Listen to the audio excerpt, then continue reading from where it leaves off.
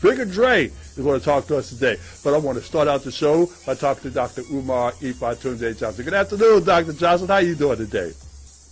Peace and Pan-Africanism. Good Garvey Day. Yes, indeed. Good Garvey Day to you as well. I see you on your way shortly to New York to to participate in a Burkina Faso event. Yes, indeed. There's going to be a rally to support Ibrahim Traore, Burkina Faso, General Goita, General Gianni, Mali, Niger, and just all of Africa as they push towards complete and true political independence at this time in our struggle. That event will be at the Adam Clayton Powell, the Honorable Adam Clayton Powell Jr. State Office Building in Harlem, located at 163 West 125th Street in Harlem, New York, and it's from 3 p.m. until 9 p.m. Dr. Umar will keynote at 6 p.m. Mm-hmm. I've been to the Adam Clayton Powell Center there in Harlem. In fact, I like going to Harlem. I used to like it a lot more when it was blacker because it's a changed a lot since then. But I still love going to Harlem, and I've been to some speaking engagements there myself as well. In fact, when Professor Carlton Jones had his world premiere Independence Day project, I went up to Harlem to view that. So now, you yourself were recently at Oxford University. How did that go with that debate?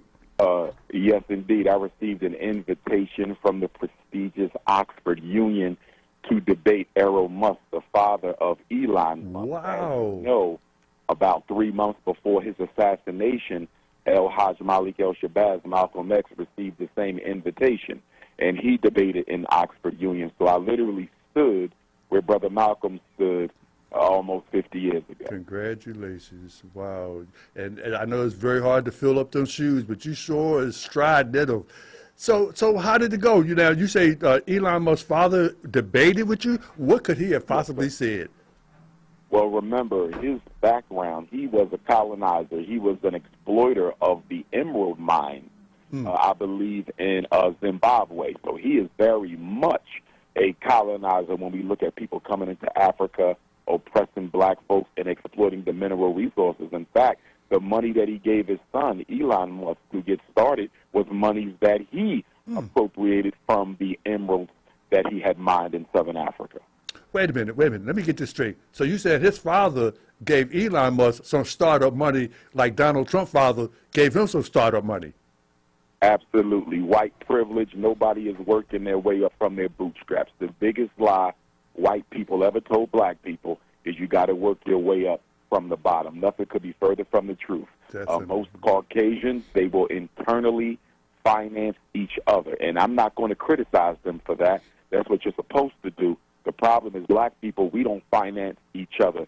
Most Caucasians, and even when we look at Indians and Arabs, Latinos, and East Indians, Bobby David, most of them finance their startups off of private capital. They don't have to go and struggle with Wells Fargo. They don't have to go and struggle with Bank of America and Chase Manhattan. Their own people will finance them. That's right. As a matter of fact, we have the opportunity to open up our own banks. We don't have to go to other banks. We can start our own banks. Absolutely, absolutely. And to be honest with you, here is why black America is stuck at the crossroads. We can only go one direction or the other. The one direction is we can keep on begging America to do what she's absolutely not going to do. Or we can go in the other direction where we bring our pennies and dollars and nickels and dimes together and, as you said, create our own credit union first en route to starting our own bank. I believe they raised the amount of money you need to start a credit union. Before it was $250,000. Mm-hmm. I think now they want $500,000. But that is nothing compared to the money we spend frivolously on all types of unnecessary garbage. So black America is either going to save itself or it's going to die a brutal and painful death. As the right, excellent, most honorable Marcus Messiah Garvey said, no one can destroy the Negro except the Negro himself. And boy, are we doing a great job at it. I mean, not great, but we're doing a fantastic job at destroying ourselves. And we're going to talk about some of that. But I'm still curious as to what did Elon Musk's father have to say in the debate? What are some of the questions or what are some of the points that y'all had to debate? The debate topic was, does Africa still need its colonizers? Can Africa survive without neocolonialism? In other words, do we still need the white daddy to hold our hands as we walk through independence? And unfortunately, Baba David, I was not informed by Oxford Union that I will be debating Elon Musk's father. I found out the night before when I spoke at Manchester University in Manchester, England, and one of the students who hosted my talk at Manchester University pulled up a flyer on his Instagram. And he said, "Are you ready to debate Elon Musk's father tomorrow?" And I said, "I'm not scheduled to debate Elon Musk's father tomorrow." He said, "Yes, you are." And he showed me his Instagram, and it was me versus Elon Musk. And not only that, there was 2 additional persons on Elon Musk's team, and there was 2 additional persons on my team, an African brother from Southern Africa and a beautiful African sister. I wasn't even told that I would be joined by 2 other people.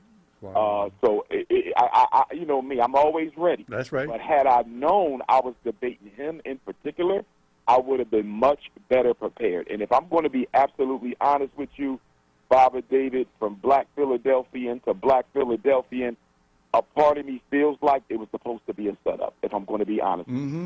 I felt like I was intentionally kept in the dark so I could potentially be made a fool of. Of course, that did not happen. Never, ever. Okay, but I think that was the intent, because you cannot explain to me why a debate that I was asked to participate in 2 months ago, that y'all been publicizing and advertising all over Europe, and you never bother to tell me who I'm debating. I have to find out from students at another university 2 hours away from you. But I still enjoyed it. It was lovely. You know, I was honored to be there. The students absolutely loved me. I'm telling you, Baba David, sometimes I wonder if somebody said, "On which continent are you most popular?" I don't know, Baba. I don't know, because God has blessed me, man. Them students came out of nowhere after that debate. I took pictures, you know, for 3 or 4 hours, man. You know, it was just a great experience, you know. But I ended up on my feet, and I did well. And the lady president, she's a sister from Nigeria, young undergrad. She was the president of Oxford Union. She's the first black female president ever in the history of Oxford Union. And, you know, they go back to the 1800s on slavery, you know. But it was great. I just don't know why I was not told I would be debating him, because I would have made my debate much more particular to him as opposed to neocolonialism in general. That's right. And I don't know how in the world they thought that they were going to get anybody to try to pull you down. I mean, they must not know who they was talking to. Yeah, it turned out all right, though. It turned out all right. I'm glad I went. It was great. Of course, before I went to Oxford, I was at UCLA. The students there was great. You know, Baba, and this is not to toot my horn. This is just to talk as a point of history. I think, I don't know, but I think I may arguably be the most popular black college guest lecturer in American history. I don't know if there's anyone who's ever been more popular than me for black students on a college campus. Well, I know that Malcolm X was very popular on the campus. I'm not comparing myself to their greatness. I'm simply saying, when it comes to being loved and appreciated and invited to universities all over the world, I don't know if there's another black scholar who has gotten the love that I have gotten on the university campus. So now, is that debate available for viewing? Is it on YouTube or anything? Sure, they will upload it at some time. The students who are there posted clips all over YouTube. If you go to TikTok and type in Dr. Umar Oxford Union, or if you go to YouTube and type in Dr. Umar Oxford Union or Dr. Umar versus Errol Musk, a lot of the clips are there. You can pretty much piece the debate together. Yeah, I want to see that. I want to see how they tried to, as you said, try to make a fool out of you, and they made a fool out of themselves, probably. I mean, Bobby David, how do you, I'm pretty sure, and this is no knock on the Oxford Union, because, again, I enjoyed it, but I'm pretty sure the other 5 participants knew exactly who would be there. Now, I'm coming the furthest distance, and I'm the only person who was not told who they would be going up against. Wow. So they never sent you the flyer? They never sent me, Bobby David, 2 months, and never sent me the flyer. Wow. But I know you prepared for anybody, anywhere. Yeah, I was ready. It's just a shame, because had I knew it was him, I could have really been prepared, Baba. I could have really been prepared. But thank God the ancestors was with me, and we still handled our business. That's